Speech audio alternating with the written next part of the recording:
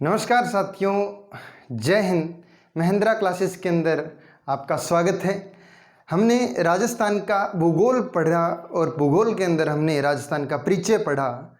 इसके बाद बारी आती है राजस्थान के भौतिक प्रदेशों की। राजस्थान के हम भौतिक प्रदेश पढ़ेंगे, उसकी उत्पत्ति कैसे होती है उसकी छोटी सी जानकारी लेंगे और शॉर्ट नोट के माध्यम से हम उसको अच्छे ढंग से सीखेंगे।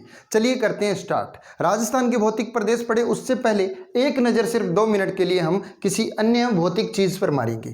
भौतिक कालक्रम हम पढ़ते हैं जिसके अंदर आज तक 5 महाकल्प हुए हैं, लगभग 100 करोड़ साल पहले से लेकर के आज तक, जिसके अंदर सबसे पहला हुआ है आद्यकल्प, आज से 70-80 करोड़ साल पहले। उसके बाद होता है पेलियोजोइक या इसे पुराजीवी कल्प भी कहते हैं। इसके बाद बारी आती है मध्यजीवी या इसे मेसोजोइक भी कहते हैं। और मेसोजोइक मध्यजीवी काल के बाद नवजीवी काल इसे सेनोजोइक भी कहते हैं। और लास्ट में जो आज के समय चल रहा है नूतन जीवी काल, इसे नियोजोइक काल भी कहते हैं। पढ़ेंगे राजस्थान के अंदर कब कब क्या क्या चीज़ें बनी। उससे पहले हम चलते हैं आज से लगभग 60-70 करोड़ वर्ष पहले, जब सारे महाद्वीप मिलकर के एक स्थल राशि होते थे और सारी के सारे जो महासागर है वो मिलकर के एक ही जल राशि होते थे।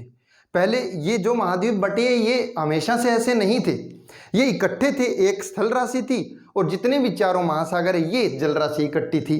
अब जो जल राशि है इसे तो पेंथालासा कहा गया और जितने भी स्थल राशि का इकट्ठा रूप था इसे पेंजिया कहा गया।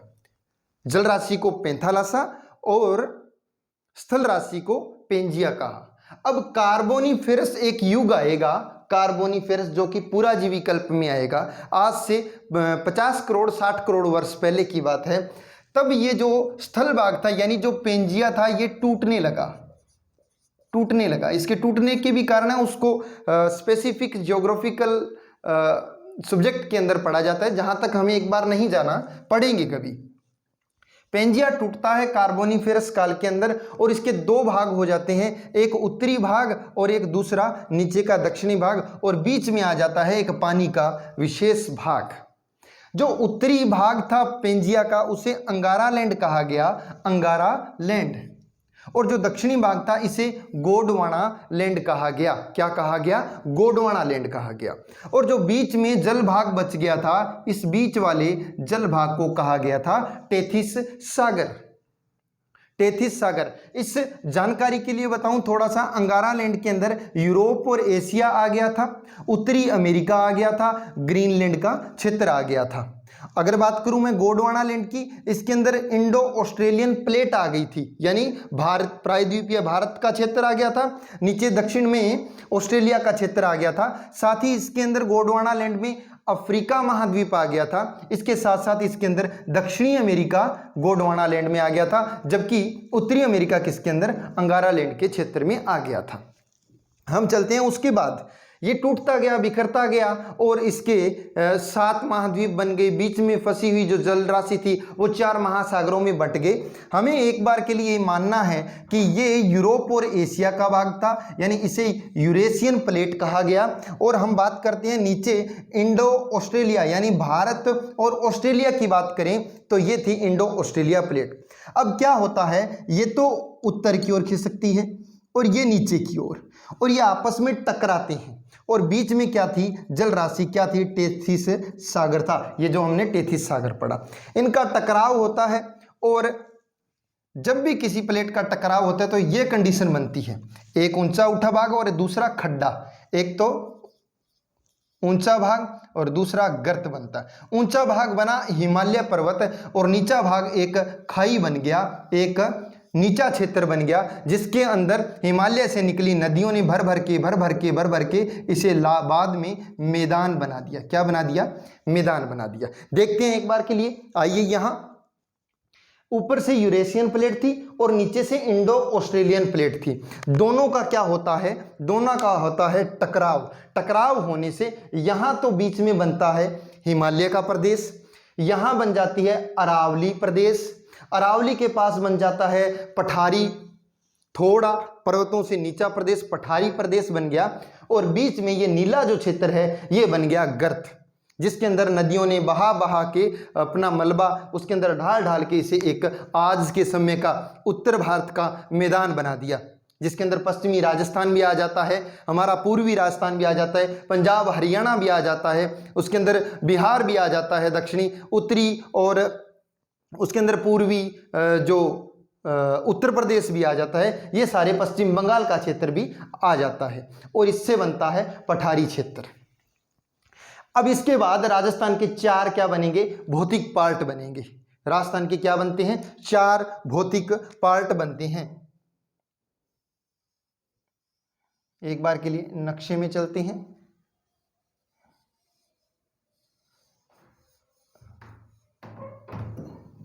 चार क्या बनेंगे, इससे भौतिक भाग बनते हैं। यहां से 4 भौतिक भाग बनेंगे जिसके अंदर हम जा सकते हैं सीधा। एक तो आधा बांट दीजिए लगभग, इसे कहेंगे पश्चिमी मरुस्थलीय प्रदेश, मरु प्रदेश। क्या कहेंगे, पश्चिमी मरु प्रदेश। यहां पर आती है एक पर्वतमाला जो दक्षिण पश्चिम से उत्तर पूर्व की ओर जाती है, जिसे कहा अरावली प्रदेश। क्या कहा, अरावली प्रदेश। नदियों के बहाव क्षेत्र से ये पश्चिमी मरुस्थल जो क्षेत्र है, ये पहले टेथिस सागर का, इसी सागर का हिस्सा था, टेथिस सागर, जिसका मलबा ऊपर उठा था। अरावली बीच में हमने देखा कि टकराव से अरावली और पठारी क्षेत्र का निर्माण होता है, और ये बनता है पूर्वी मैदान। क्या बनेगा, पूर्वी मैदान, पूर्वी मैदानी क्षेत्र। और जो ये बच गया इसे कहेंगे दक्षिणी पूर्वी पठारी प्रदेश। ये 4 भाग बनते हैं राजस्थान के, जिसका हम विस्तृत अध्ययन अगले क्रम में हम करेंगे। पहला भाग क्या बना, पश्चिमी मरुस्थल प्रदेश। दूसरा भाग बनता है इसके अंदर अरावली पर्वतीय प्रदेश। तीसरा भाग बनता है पूर्व का मैदान यानी पूर्वी मैदानी प्रदेश। और जो दक्षिण पूर्व का क्षेत्र पठारी क्षेत्र बचता है उसे कहेंगे इसका चौथा भाग दक्षिणी पूर्वी पठारी प्रदेश। ये 4 भाग बाद में बनते हैं। अब बात करते हैं हम राजस्थान के विभिन्न जो क्षेत्र हैं, ये चारों क्षेत्र में बट के कहां कहां कैसी चट्टानी पाई जाएगी, कैसी चट्टानें, क्योंकि इन चट्टानों का ज्ञान हमें होना जरूरी है। चलिए, 5 महाकल्प, आद्यकल्प, उसके बाद पुराजीवी पैलियोजोइक कल्प, उसके बाद मध्यजीवी मेसोजोइक अंग्रेजी में कहें तो कल्प, उसके बाद में नवजीवी या सेनोजोइक कहेंगे, लास्ट में नूतन जीवी जो आज के समय का भी चल रहा है इसे नियोजोइक कहेंगे। आद्य कल्प में देखते हैं राजस्थान की क्या क्या चीजें हैं। आइए, आद्य कल्प में यानी सबसे पुरानी तो हम देखते हैं अरावली बनी। अरावली को आद्य कल्प में रखा जाता है, प्री कैम्ब्रियन काल के अंदर बनती है अरावली। उसके बाद बाड़मेर की जो मलानी क्षेत्र की चट्टानें हैं वो भी कुछ आद्य कल्प यानी बहुत पुरानी हैं। रायली और देहली यानी अलवर और दिल्ली की जो चट्टानें हैं जो कि एक तरीके से अरावली का ही भाग है, कोई अलग नहीं है। और उसके साथ साथ बुंदेलखंड का क्षेत्र, बुंदेलखंड यानी जिसके अंदर हम राजस्थान का जो क्षेत्र लेंगे वो लेंगे भीलवाड़ा और चित्तौड़ की जो चट्टानें हैं वो भी कहीं ना कहीं किसकी है, इसी अरावली का भाग है। कुल मिला के हमें अरावली और उसकी जो चट्टानें हैं उसके अंदर जो क्षेत्र पाए जाएंगे वो कौन से कल्प में पढ़ते हैं, आद्य कल्प में पढ़ते हैं। बाद में चलते हैं पुराजीवी कल्प के अंदर। पुराजीवी कल्प में हम 2 काल पढ़ेंगे, एक तो विंध्यन क्रम की चट्टानें और दूसरा पर्मियन कार्बोनिफेरस काल की चट्टानें। विंध्यन क्रम के अंदर एक तो दक्षिणी पूर्वी राजस्थान की जो चट्टानें आ जाएगी और बिरमानिया क्षेत्र जैसलमेर और नागौर का जो क्षेत्र है, नागौर बेसिन है, ये क्षेत्र किस क्रम की चट्टानें हैं, विंध्यन क्रम की चट्टानों के क्षेत्र हैं। पर्मियन कार्बोनिफेरस काल, कार्बोनिफेरस के अंदर ही हमारा जो हमने ये पेंजिया पढ़ा था, पेंजिया स्थल भाग ये टूटने लगा था इसी कार्बोनी, आज से 50-60 करोड़ वर्ष पहले। बाप बोल्डर की चट्टानें, बाप क्षेत्र जोधपुर का और भादुरा बालूकासम क्षेत्र जोधपुर का, यहाँ की जो क्षेत्र हैं चट्टानें हैं ये कैसी है, ये भी पर्मियन कार्बोनिफेरस क्रम की चट्टानें कहलाती है। दोनों की दोनों कहाँ हैं, बाप बोल्डर और भादुरा बालूकासम, ये जोधपुर में पाई जाती है। उसके बाद में देखते हैं मध्यजीवी काल में। मध्यजीवी काल के अंदर जुरेसिक काल, जुरेसिक, ट्रियासिक और क्रिटेशियस, कौन सा? जुरेसिक, ट्रियासिक, क्रिटेशियस, ये 3 काल पड़ते हैं किसमें? मध्यजीवी में। यानी जुरेसिक एक क्या है? काल हो गया। इस समय जैसलमेर की आकलवुड फॉसिल क्षेत्र जो कि जैसलमेर में पाया जाता है, यहाँ के क्रम की चट्टानें जो या क्षेत्र के जो अवशेष हैं वो किस काल के हैं? मध्यजीवी या कहीं जुरेसिक काल के हैं। नवजीवी काल में कोई विशेष नहीं, भीलवाड़ा है, उदयपुर है, यहाँ की चट्टानें नवजीवी काल की चट्टानें कहलाती है। यानी यहाँ से हमें पता चला आद्यकल्प से सबसे पुराना जो क्षेत्र है वो अरावली का क्षेत्र है। उसके बाद जो क्षेत्र बनते हैं विंध्यन और कार्बोनिफेरस के क्षेत्र बनते हैं। फिर मध्यजीवी के जुरेसिक काल के जैसलमेर के अंदर हमें प्रमाण मिलते हैं कि आकलवुड जो क्षेत्र है वो किसका है? मध्यजीवी का। बहुत ऊंचे लेवल का ज्ञान है। नए बच्चे जो मेरे स्कूल के बच्चे सीखने जा रहे हैं उनके लिए बहुत ऊंचे लेवल की चीज़ है, लेकिन हमें बहुत ऊंचा लेवल ही तो बनाना है। शॉर्ट नोट में हम पढ़ने जा रहे हैं। ये थी बातें कहाँ की? राजस्थान के भौतिक प्रदेशों की। अब चलिए देखते हैं कि जो राजस्थान के भौतिक प्रदेश, वापस बता देता हूं, स्थल भाग और जल भाग, पेंजिया और पेंथालासा। पेंजिया टूटा अंगारा लैंड और गोंडवाना लैंड में। गोंडवाना लैंड की जो इंडो ऑस्ट्रेलियन प्लेट थी, अंगारा लैंड की यूरेशियन प्लेट थी, बीच में टेथिस सागर था। ये दोनों टकराने से टेथिस सागर का मलबा उठ करके हिमालय बनता है। एक उसके नीचे गर्त बनता है जो बाद में नदियों के द्वारा भरा जाता है और उत्तर भारत का मैदान कहलाता है। इसी टकराव के दौरान अरावली भी बनती है राजस्थान की, पठारी प्रदेश भी बनता है राजस्थान का। और उसके बाद हमने पढ़ा कि राजस्थान को 4 फिर भौतिक प्रदेशों में बांटा। एक तो जो टेथिस सागर का क्षेत्र था वहां धूल जम करके एक तो पश्चिमी मरुस्थलीय प्रदेश बना। क्यों? क्योंकि खारा क्षेत्र है। यहां से पता चलता है कि यहां कभी ना कभी टेथिस सागर था, क्योंकि सागरों का जल खारा होता है, लवणीय होता है। उसके बाद अरावली जो बनी, दूसरा अरावली प्रदेश है। तीसरा राजस्थान का पूर्वी मैदानी क्षेत्र है जहां पर नदियां चंबल है, बनास है, गंगा यमुना के जो अवशेष हैं वहां से मलबा जमा और निक्षेपण हुआ और एक मैदान बना, पूर्वी मैदान। और दक्षिणी पूर्वी पठारी प्रदेश चौथा प्रदेश बनेगा राजस्थान का, पठारी प्रदेश। 1 मिनट के लिए आप इसे नोट कीजिए, उतारिए, फिर अपने आगे बढ़ते हैं।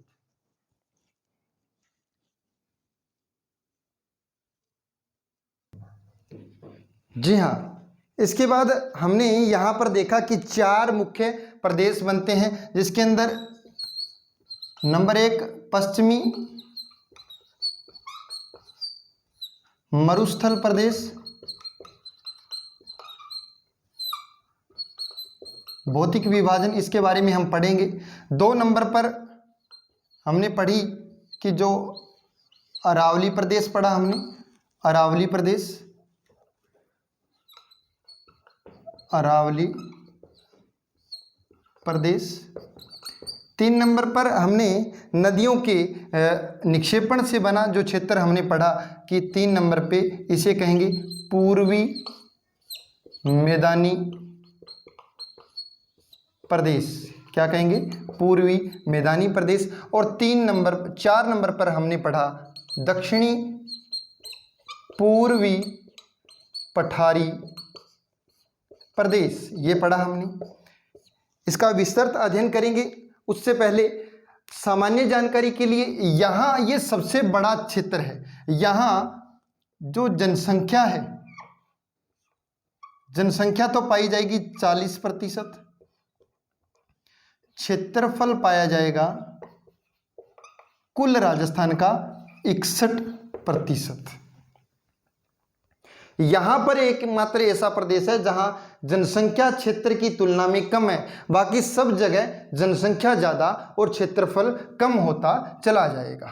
अगर हम बात करें इसी अरावली पर्वतीय क्षेत्र की, यहां पर जनसंख्या तो होगी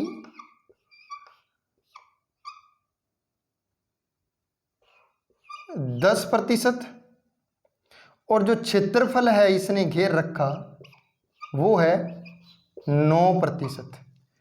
यानी यहां पर क्या हुआ? जनसंख्या ज्यादा हुई। पूर्वी मैदानी क्षेत्र है, मैदानी क्षेत्र वैसे भी ज़्यादा विकसित होता है, इसके अंदर जयपुर भी आ जाएगा, अलवर भरतपुर क्षेत्र भी आ जाएगा, इसलिए यहाँ पर जनसंख्या और भी ज़्यादा, जनसंख्या होगी 39%, और यहाँ जो कुल क्षेत्रफल घेर रखा है, ये घेर रखा है इसने 23%। इसके साथ साथ जो दक्षिणी पूर्वी क्षेत्र है यहाँ बचा, यहाँ पर क्षेत्रफल तो होगा 7% और जनसंख्या यहाँ होगी कुल 11%। ये 4 भाग हम पढ़ेंगे। पश्चिमी मरुस्थल प्रदेश, जनसंख्या 40%, क्षेत्रफल 61%। दूसरे नंबर पर अरावली, अरावली के अंदर क्षेत्रफल 9%, जनसंख्या 10%। पूर्वी मैदानी प्रदेश, जनसंख्या 39%, क्षेत्रफल 23%। और उसके बाद चौथा भाग पढ़ेंगे हम राजस्थान का, दक्षिणी पूर्वी पठारी प्रदेश, क्षेत्रफल 7%, जनसंख्या 11%। यहाँ क्षेत्र 7, जनसंख्या 11, यहाँ क्षेत्र 23, जनसंख्या 39, यहाँ भी जनसंख्या ज़्यादा, यहाँ जनसंख्या 10, क्षेत्र 9, यहाँ भी जनसंख्या ज़्यादा, लेकिन यहाँ जनसंख्या 40 और क्षेत्र 61। इसका मतलब पश्चिमी जो मरुस्थल प्रदेश है यहाँ विरल जनसंख्या पाई जाती है। हम देखते भी हैं गंगानगर का दक्षिणी भाग, उसके बाद बीकानेर, उसके बाद जैसलमेर, जोधपुर, उसके बाद नागौर, पाली क्षेत्र, जालौर, बाड़मेर का क्षेत्र, यहाँ जनसंख्या अत्यधिक कम और बड़े बड़े जिले पाए जाते हैं। इनके बारे में हम आगे पढ़ेंगे अच्छे ढंग से। तब तक के लिए अगला पार्ट लेके आऊँ, तब तक के लिए आप इसे दोहराइए। महिंद्रा क्लासेस अगर आपको बढ़िया लगे तो इसे शेयर कीजिए ज़्यादा से ज़्यादा, ताकि मैं आपको और अच्छे और बेहतर ढंग से इसको कंसेप्ट को आगे लेता चला जाऊँ। मिलते हैं अगली क्लास के अंदर। गुड लक, जय हिंद।